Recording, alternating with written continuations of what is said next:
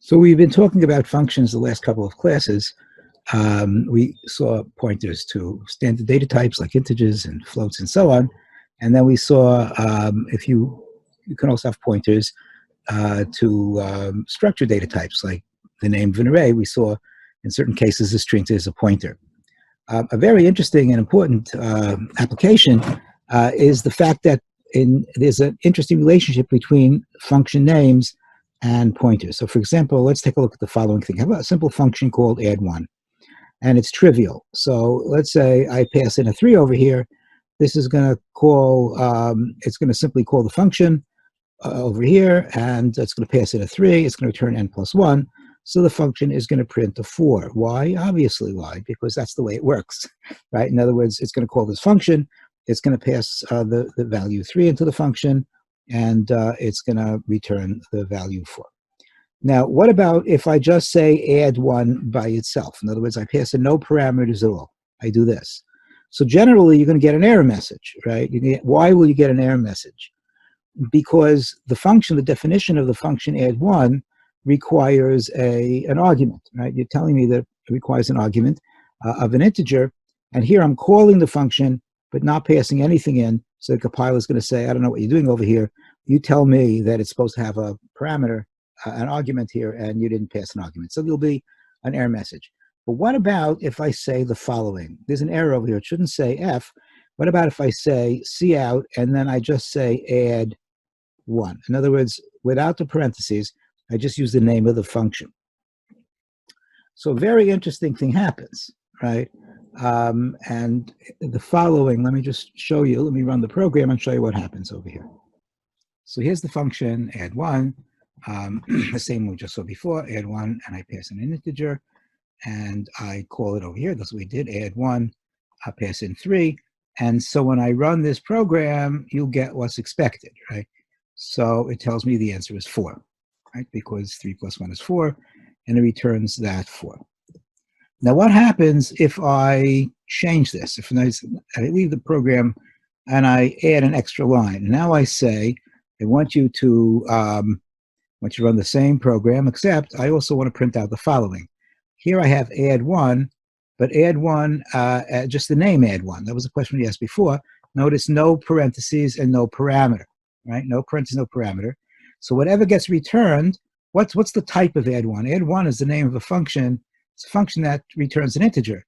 So I say, I want you to print this thing out. Whatever comes out by just printing add1, but whatever that returns, I want to cast that as a pointer to an integer. In other words, I want to see that as a pointer value. So if I run that now, let's try to run that. So now I don't get an error message, but I still get the 4 because of the first line, right? The first line said, just print 3. But I also, I also got an address, right? So 0x, hexadecimal address, 401, 530. So what is that address? What is that address? So that turns out to be the address of where the function add1 lives in memory. So that's the answer to the question. Right? The original question was, what happens if I just print out the name of the function? So the answer is, I get the address of where it lives. Just like in a one-dimensional array or two-dimensional array, when I print the name of an array, so I get the address of the first element of the array. Likewise, when I have a function, and I just say print out the name of the function, if I say cout and I just give you the function name, it doesn't print add1, it tells me where in the memory add1 lives. It's a really interesting idea. Now, is this useful in any way, right? Why do we need, this is called a function pointer. Why do we need function pointers? Do they have any use at all? And the answer is, for intermediate and advanced programming, they're extremely useful. Function pointers are extremely useful. And we'll take a look right now at an example. So if you remember back from 111, you had bubble sort, right? So how does bubble sort work? You have an array of elements, and you're comparing the array of elements, right? So for example, let's have an array like this. Here's my array of elements. And I want to sort, let's say I have a 5 and a 3 and a 6 and a 7 and so on, right? So, let's say a 2 and go down like this. So let's say, of course, I want to sort this thing, say, in ascending order, right? In other words, I want the numbers to go from smaller to larger. So the way bubble sort works is it works its way through and compares adjacent elements. And if let's say this, for example, if this is position J and this is position J plus 1, right? So since 5 is bigger than 3, I want to swap those things. And I'm going to keep down swapping them until the smallest element ends up on the bottom, and the other ones, I'm sorry, the largest element ends up on the bottom, and the other ones sort of bubble to the top, and then I do it again and again and again, and then it'll be completely sorted, right? So we end up comparing position J, the value position J against the value position J plus 1. And if the value position J is bigger than J plus 1, we're going to swap them, right? That's what happens over here. So if the value at J plus 1 is smaller, right? Here's J plus 1. If the value is smaller than the value of J, then they need to be interchanged, right? So you remember this from 111.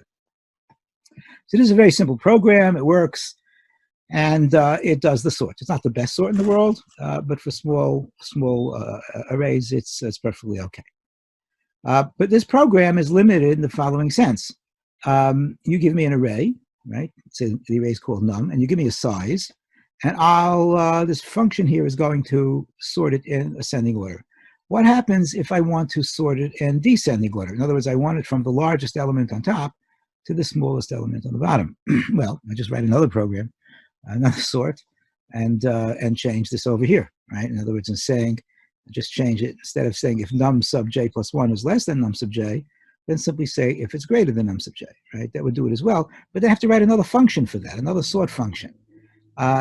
Is there a way of writing a sort function somehow by parameterizing the test, this Boolean test?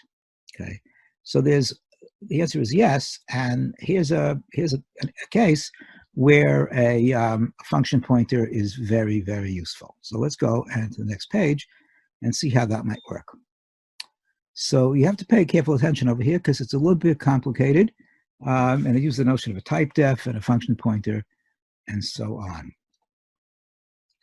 So let's take a look at this thing over here.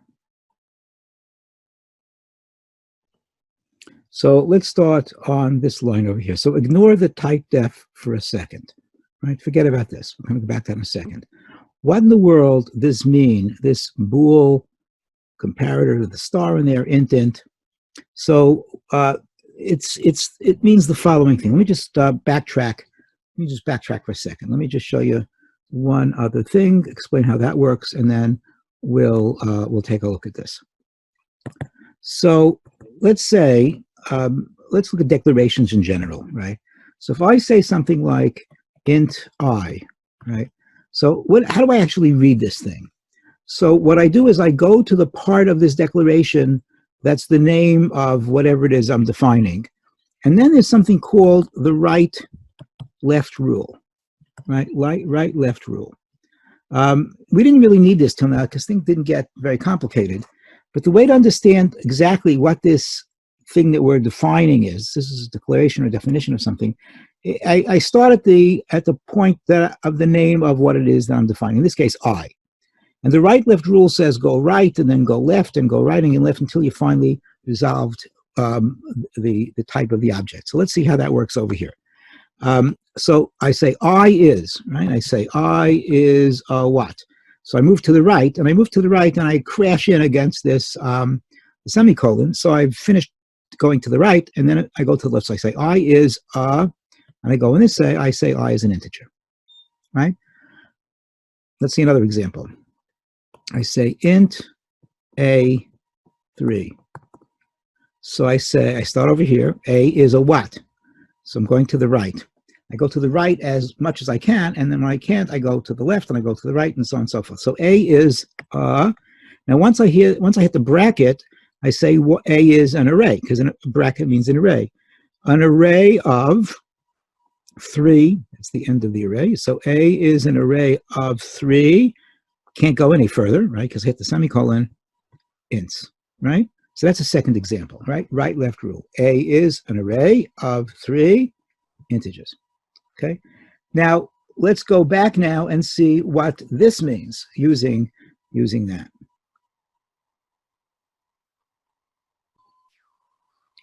So I have this expression over here. Now this expression, again, forgetting about the type def. So what this says is, well, I don't know. Let's see. I don't know what this is. So bool is a built-in type, and we have the parentheses. We have the star. We have a parentheses, int. So the thing, obviously, that I'm defining is this comparator, right? This comparator. So this is a declaration of something. So if I use the right-left rule, what this says is comparator is a, right? And then I hit the right parentheses, so I move back. So comparator is a pointer, but I hit the left parentheses, I move to the right. So comparator is a pointer to a, hit these parentheses, function, because that's what the parentheses mean, right? So comparator is a pointer to a function that takes two integers, and I hit the right parentheses here, returns a bool. Let's do that again, right? So what's happening over here, we have to remember that the name of a function is actually a pointer to where the function resides in memory. So a function pointer and a pointer are interchangeable in these contexts, right? So I'm defining basically essentially a function name, right? Comparator becomes a function name. And let's try it one more time. So I'm defining something called comparator. What is comparator? Comparator is a, move to the right and the left. A comparator is a, I hit the right parentheses. Comparator is a pointer to a, hit the left parentheses. Comparator is a pointer to a function that takes two integers and, hit the right parenthesis here, and returns a bool. That's the name of the function. So however it's defined, I should be able to say comparator, as if it's a function name, of 5 and 7, and then however I define it, it's going to evaluate that function, because saying it's a pointer to a function is basically giving the function a name. Okay, so comparator is a function, and that and I can call it like that. Remember, if I say int integer, what I'm doing is, we saw this in class, I'm defining a variable called integer, and its type is int. But if I come over here and I say type def int integer, then what would have been a variable name, this integer now becomes another way of saying int. It becomes an alias for an int, and now I can say integer j, right? Beforehand, before I put the type def, I could say integer, equals 13, right? But once I put the type def here, I can no longer say this. I can't, it's no longer a variable name, it becomes a type name, and I say, you know what j is? J is an integer, and that's another way of saying j is an int. So taking the type def someplace, putting it in front of a declaration, makes what would have been declared as the name of a thing, now becomes a name of a type, an alias for a type. So if I do that over here, right, if I come here and I say type def, right over here now, if I say type def of what I had before, so beforehand, before I put the type def, comparator would be the name of a function. Now it becomes what? It becomes a type. It becomes a type of functions that take two integers and returns a bool. So now I can say I have functions that are going to be comparators. I can say, you know what's a comparator? I'll show you what's a comparator. F is a comparator, for example. What that means is F is a function, and that function, whenever I call F, if I say, for example, if I say, I have to give it, it has to be defined someplace, this function F, but what kind of function is F going to be? It's going to be a function that's going to take two numbers, let's say a 5 and a 6, and it's going to do whatever it does. It's going to return a bool for me, right? So now comparator becomes a type. This is like what we did before when we were looking at printing the queens, and we said char box 5 by 7, right? So if I write that, char box 5 by 7, then of course box is a variable name. It's one single array. It's a 5 by 7 array of characters. But once I say type def in front of it, right? Once I put a type def in front of it, then box is no longer the name of a single array. it becomes a type. A type of what? Of arrays that take 5 by 7 characters. So we said, it's a box in that program.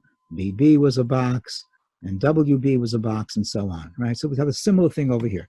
So when I say typedef, this thing over here, I can now declare variables to be of type comparator, and that's going to be functions that take 2 integers and return a bool. Right? That's the idea over here. So now let's see some examples of comparators. Look at this function over here. Right? So I have a function. The name of the function is ascending. Right? That's the name of the function. So what type is this function ascending? Right? Just like I can ask the type of a variable, I can ask the type of a function name, right? Because I have a new type called comparator. Is ascending, that function, is it of type comparator? So what functions are of the type comparator? Well, they're functions that take as arguments 2 integers. Well, look at ascending. Ascending takes 2 integers as inputs, right? So it does that. And what does a comparator return? A bool. So it returns a bool. So ascending is an example of a comparator, right? What about descending? What about this guy here? So descending is also an example of a comparator. Why? Because its 2 arguments are going to be integers, and it returns a bool. So here's 2 simple examples of a comparator. Now, what in the world is this useful for? Why do we need this for? Because what is ascending? When is ascending going to return true? So, for example, let's say I call ascending of 3 and 5, right? Ascending of 3 and 5. Will ascending of 3 and 5 return true? Well, k is 3 and L is 5, and 3 is less than 5, so it's going to return true, right? What about if I call ascending of 13 and 5, right? Well, 13 is not less than 5, so it's going to return false. So that's an example of ascending. I can use it to compare 2 numbers to see if the first number is less than the second number. What about descending? Well, descending is the opposite, right? Descending, if this is 3 and this is 5, is 3 greater than 5, right? This is 3 and that's 5. Is 3 greater than 5? No, the answer is no. 3 is not greater than 5. So this is going to return true when the first number is less than the second, is greater than the second number, and false otherwise. So I can use this instead of the test in my sorting program, and let's just see how that might work. This is a little bit complicated. You gotta maybe listen to it a number of times, but once you get it, it should be hopefully be clear. Let's look at the sort algorithm we saw before, the sort function. So it's called sort, and we pass in 2 parameters, right? We pass in the name of the array. Right? Let's say the name of the array is num. Right, here's the array num, and the size. Let's say the size is 5. It only takes 2 parameters, 2 arguments, and it works. Right, here's how I might call it. Right, you have a main function. You define this array over here, and you say, I want you to sort the array called values. Here's my array values, and the array is size 6, and it's going to sort in ascending order, and it'll do it. Right, if you go print out after you call sort, you'll find that it actually sorts. But it's always going to sort, because the way it works, it's always going to sort in ascending order. Because as we saw, this test is going to it'll only swap the numbers if the number over here is bigger than the number over here, because you want them to be ascending. So now let's take a look at another version of the sort program, another version of sort.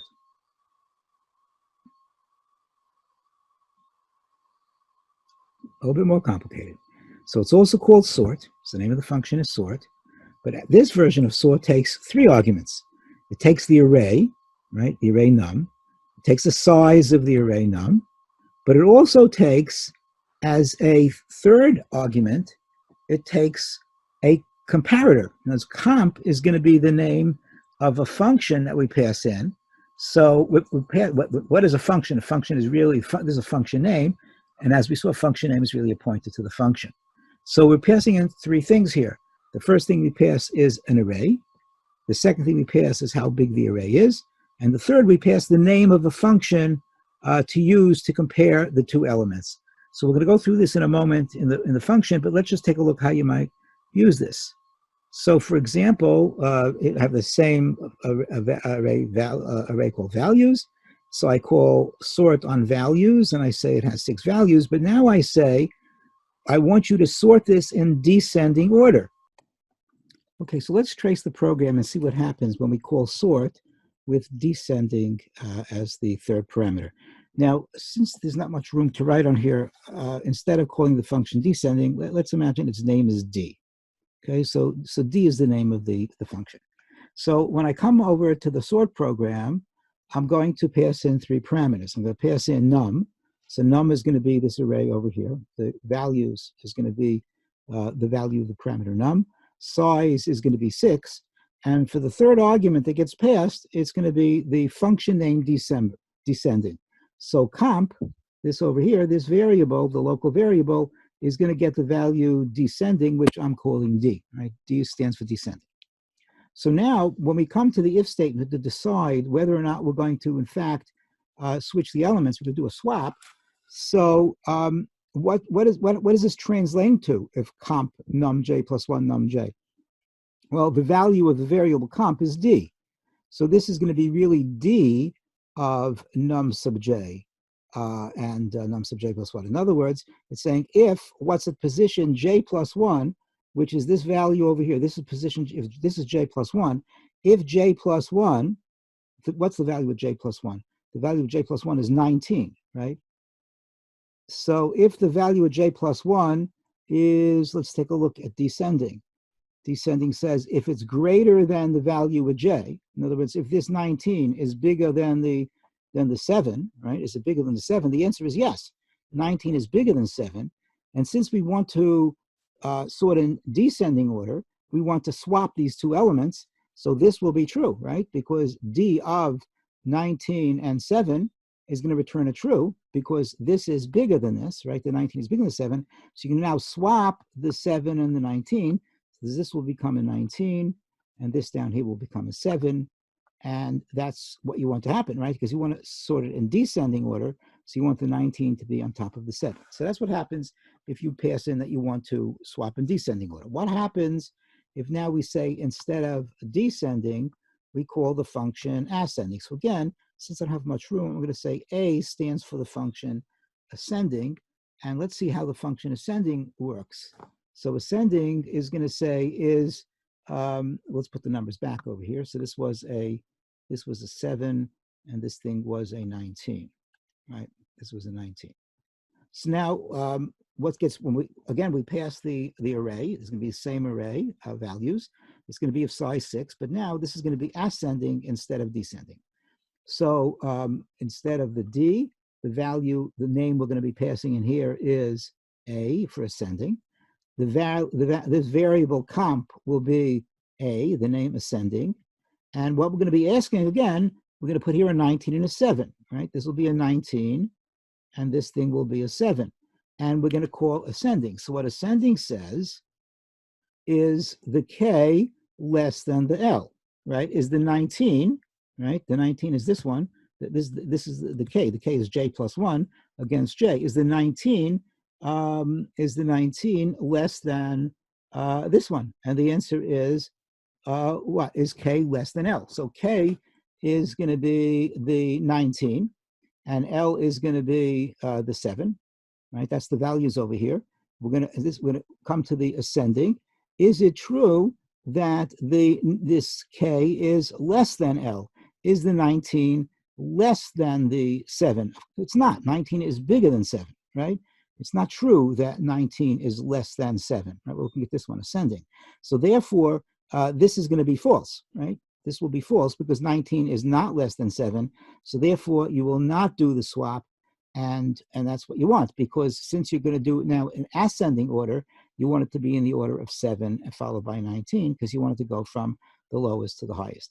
And that's the way this thing works. And what makes it work is the fact that we can pass functions to programs, to other functions by passing the name of the function. This is really a very nice idea. And in the next video, we'll see another example of how useful this is.